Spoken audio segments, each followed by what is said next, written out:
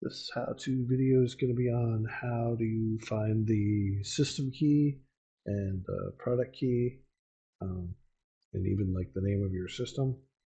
So, and just so you know, they're all different. Each system has its own product key, has its own system key, and generally all have their own name. But essentially, when I speak a name, talking about this piece right here, so it says CM test. So where this comes from, essentially. So we're going to go to the VT3004 software, and we're going to go basically from administration, we're going to go to system settings right here.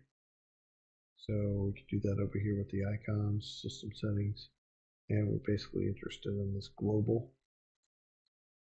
And so this is where you can see where I'm getting that CM test from. So this is your system name. Most likely it says your company name and your facility location. This will be your system key, and this will be your product key. So you could get a technician that's asking you to send you a copy of your system key and product key, or just your system key, whichever way it is.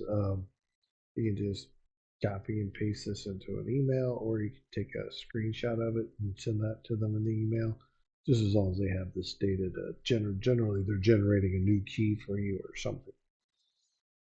Once you have the information you need, you can just discard and exit. Brings you back to here, and that concludes this video on how to find your product key, system key, and system name.